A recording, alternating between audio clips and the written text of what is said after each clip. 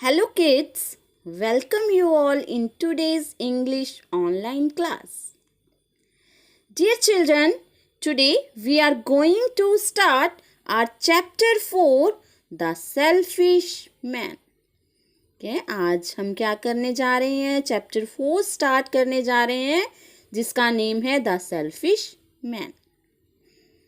Okay, so open your English reader book, Open Skies at page number 30. Warm yourself up. Okay, हम इस story के बारे में थोड़ा सा रीड करते हैं. Greed and selfishness are two bad qualities of human beings. Greed means लालच and selfishness means जो पर्सन सिर्फ अपने बारे में सोचता है.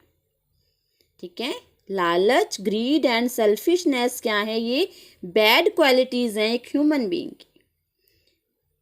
इंसान की ये दो बैड क्वालिटीज हैं क्या? ग्रीड, लालच, और सेल्फिशनेस, अपने बारे में ही सोचना. A selfish man aims at obtaining as much happiness as he can for himself.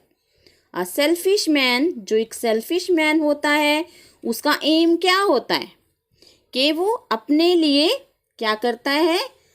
सिर्फ हैप्पीनेस, अपने लिए खुशियाँ इकट्ठी करता है जितनी वो कर सकता है.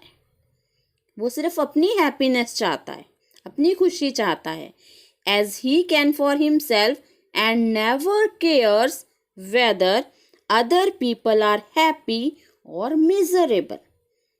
वो कभी केयर नहीं करता कि दूसरे पर्सन, दूसरे लोग हैप्पी हैं या मिजरेबल या सैड हैं. मिजरेबल मीन्स सैड और अनहैप्पी. वो सिर्फ अपनी परवाह करता है. He tries to gather all good things of the world for his own self. एक सेल्फिश मैन क्या करता है? वो वर्ल्ड में जितनी भी गुड थिंग्स हैं क्या करता है? सिर्फ अपने लिए इकट्ठी करना चाहता है. He never cares for his fellow man. Fellow man means other persons. वो कभी भी दूसरे persons की केयर नहीं करता, वो सिर्फ अपने बारे में ही सोचता है. Here is a story about a selfish man who hardly cared about his friendship. ये एक स्टोरी है, एक सेल्फिश मैन की स्टोरी है जो अपनी फ्रेंडशिप की भी केयर नहीं करता, अपनी दोस्ती की भी परवाह नहीं करता. He became so greedy, वो इतना लालची बन जाता है, इतना ग्रीडी हो जाता है, that he even did not mind insulting his friend and his young daughter. कि वो अपने फ्रेंड की इंसल्ट करने से और उसकी यंग डॉटर और अपने फ्रेंड की डॉटर की इंसल्ट करने से भी बाज नहीं आता है. उनकी भी क्या करता है? वो इंसल्ट कर देता है. किस में आके? सिर्फ लालच में आकर. तो now we are going to start the story.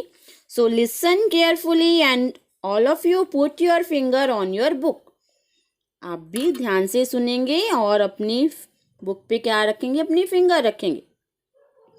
Once upon a time, एक बार की बात है, there was a selfish man. एक सेल्फिश मैन था. He liked everything to be his own. Okay? वो क्या चाहता था कि सारी चीजें उसकी हो जाएं और वो अपनी चीजों को पसंद करता था. He could not share his belongings with anyone. वो अपनी कोई भी थिंग, अपनी कोई भी बिलोंगिंग्स जो उसकी थिंग्स होती थी, किसी के साथ भी शेयर नहीं करता था. Not even his friends और द पुअर. ना ही अपने फ्रेंड्स के साथ और ना ही पुअर पीपल के साथ. क्या किसी को नीड भी होती थी तो वो नहीं देता था. One day the man lost 30 gold coins. एक दिन उस मैन के, जो सेल्फिश मैन था, उसके 30 गोल्ड कॉइन्स क्या हो जाते हैं? लॉस्ट हो जाते हैं, गुम हो जाते हैं. He went to his friends house.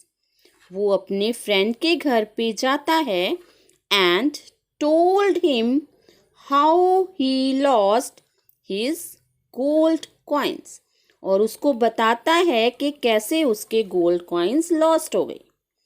His friend was a kind man, जो उसका फ्रेंड था वो एक काइंड मैन था, काइंड हार्टेड पर्सन था, अच्छा इंसान था।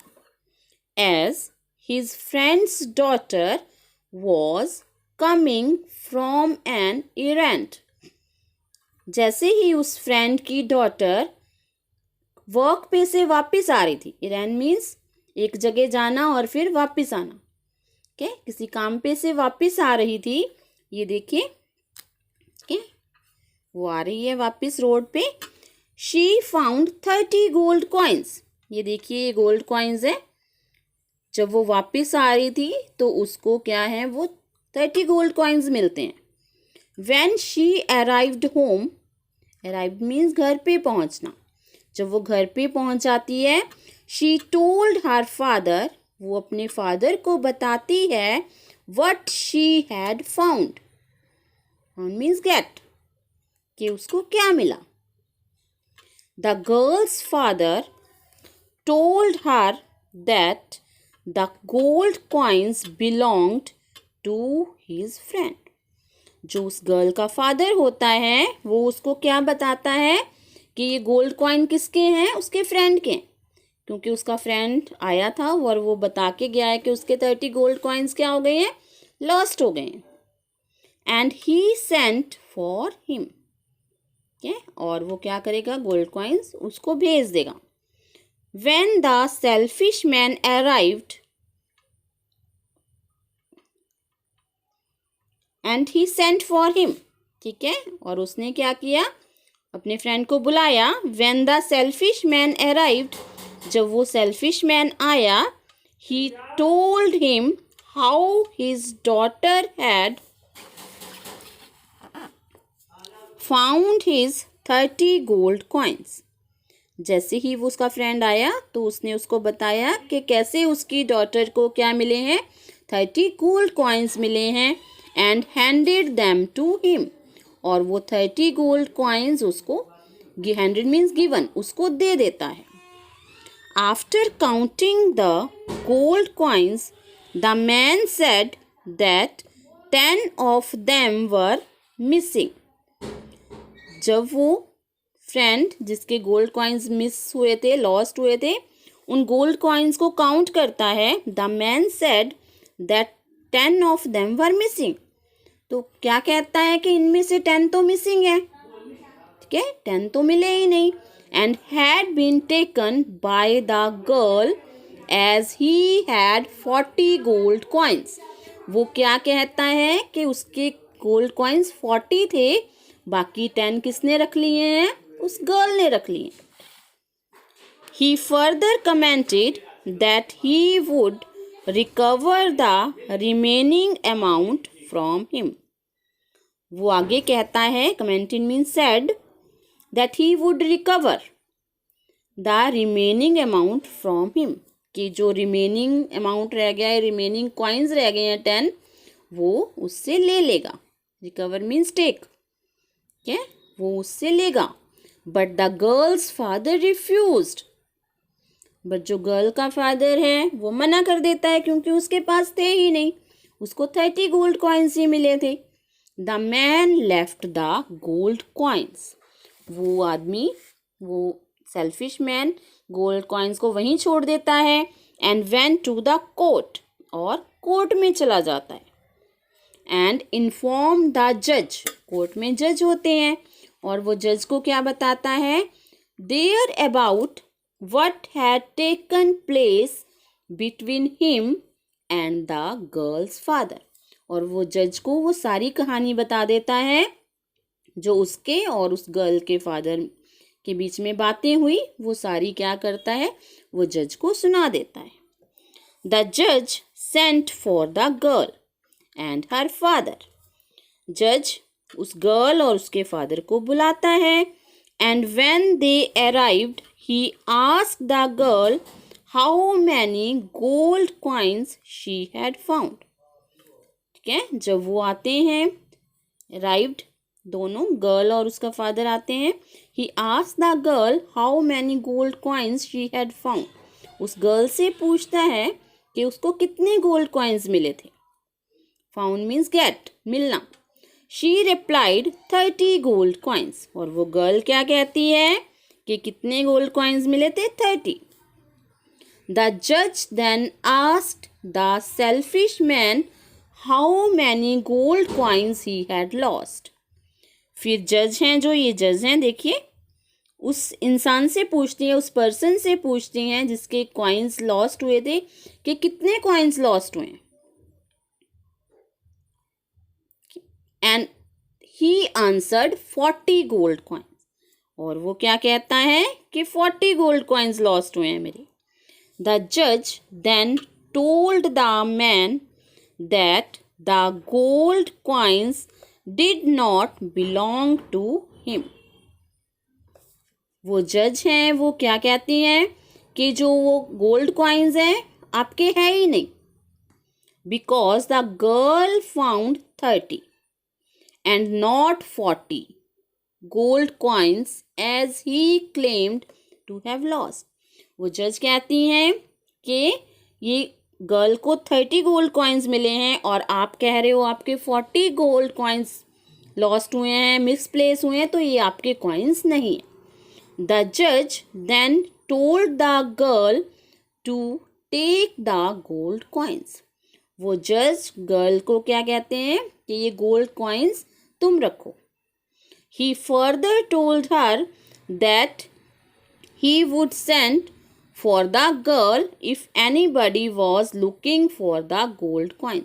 और वो जज क्या कहते हैं कि अगर कोई अपने गोल्ड कॉइन्स के बारे में पूछेगा, 30 गोल्ड कॉइन्स, तो वो उसको उस गर्ल के पास भेज देंगे. The judge told the man that he would send for him if anybody reported that he had found 40 gold coin. जज उसको कहते हैं, सेल्फिश मैन को, कि अगर कोई रिपोर्ट करेगा कि उसको 40 गोल्ड कॉइन्स मिले हैं तो आपको बुला लिया जाएगा. It was then the man confessed that he lied and that he lost 30 gold coins. उस टाइम वो सेल्फिश मैन कन्फेस करता है, मानता है अपनी गलती कि उसने झूठ बोला है. लाइड मीन्स टू टेल अ लाई, झूठ बोलना. ठीक है, उस टाइम कन्फेस करता है, अपनी गलती मानता है कि उसने झूठ बोला है कि उसके 30 गोल्ड कॉइन्स ही लॉस्ट हुए. बट द जज did not listen to him. But जज उसकी बातें नहीं सुनता. The man had to go empty-handed. Empty means without anything. खाली हाथ. उस मैन को खाली हाथ ही जाना पड़ता है, उसको कोई भी कॉइन नहीं मिलता. He was sad. वो सैड हो जाता है, अनहैप्पी हो जाता है, उदास हो जाता है.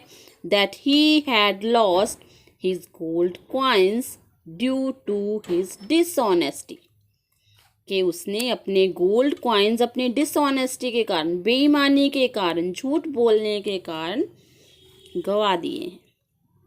Okay, you should therefore always be honest in your dealings. Dealings means your actions. आपको हमेशा क्या करना चाहिए? ऑनेस्ट ही बनना चाहिए, ईमानदार बनना चाहिए, कभी भी झूठ नहीं बोलना चाहिए. As dishonesty never pays. कि बेईमानी से क्या होता है? हमेशा नुकसान ही होता है, कोई फ़ायदा नहीं होता. So what is the moral of the story? That we should be honest and we should always speak the truth.